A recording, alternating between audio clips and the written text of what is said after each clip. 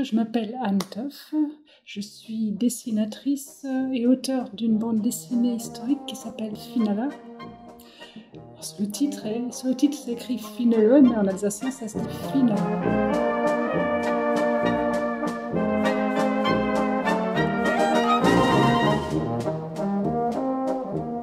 C'est l'histoire de ma grand-mère en Alsace, qui est née en 1906 et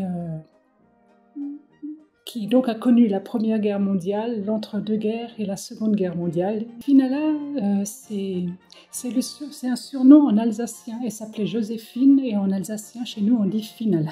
Voilà.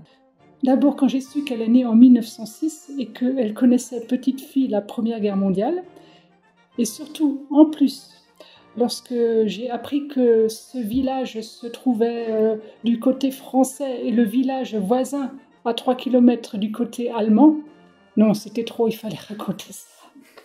Il fallait raconter ce déchirement, les deux villages qui font partie du Reich allemand et qui, à cause de la Première Guerre mondiale, sont séparés par les deux belligérants. Non, c'était... Et quand je me suis plongée dans cette documentation, j'ai été happée, passionnée, et voilà.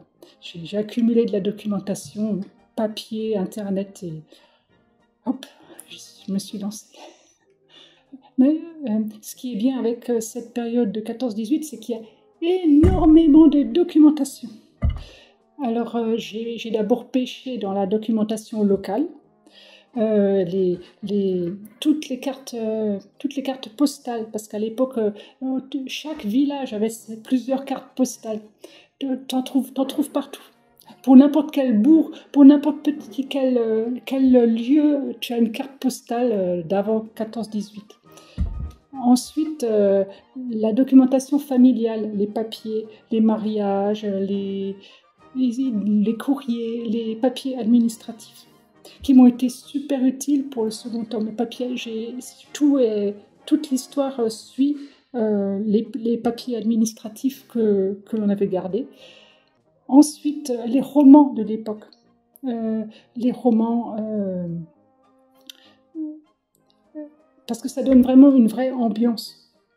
Et ensuite seulement de la documentation récente des historiens en papier, les bouquins, et Internet, pour les images et les textes aussi.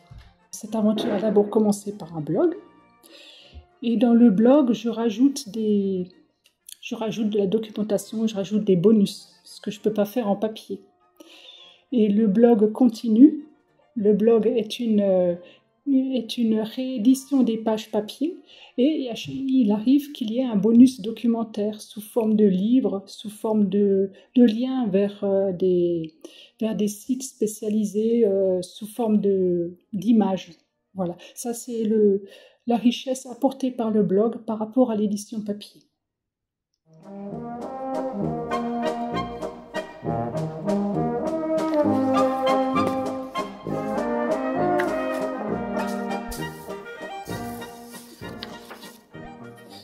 Et alors tu travailles à ce format-là? Je travaille au format A4. Travailler plus grand, ça m'angoisse. Et c'est très pratique pour scanner sur un scanner A4. Voilà. Avant, ça c'est l'étape du crayonné. Avant, il y a une étape storyboardée. Et comme c'est réalisé en transparence, il y a des corrections derrière en rouge. Et quand on le voit par transparence, on voit mes corrections au rouge. Voilà.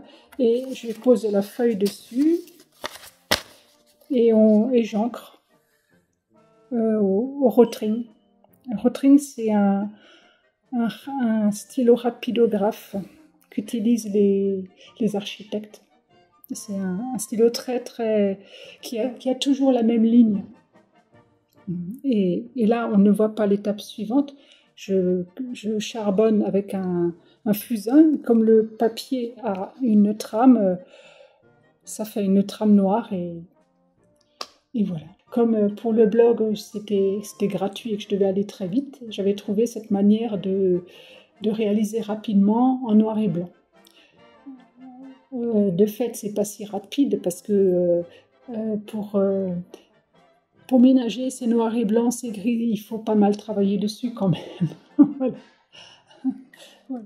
Les influences, c'est la bande dessinée, j'adore ça. Je suis folle, si j'avais l'argent, j'achèterais des piles toutes les semaines. Toutes les semaines. Et j'adore les mangas. Mon maître adoré, celui pour lequel je mettrais des bougies, tellement je l'adore, c'est Osamu Tezuka.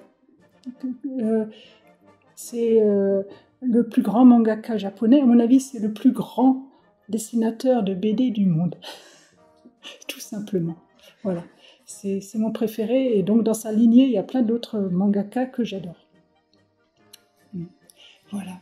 Et, mais on vit une période incroyable, une période riche, une période incroyablement riche en matière de graphisme et de bande dessinée dans tous les sens. Surtout la BD occidentale, c'est-à-dire la BD française, belge. On vit une période de richesse incroyable dans les graphismes, dans les thèmes, dans la façon de raconter, avec les influences manga, les influences comics.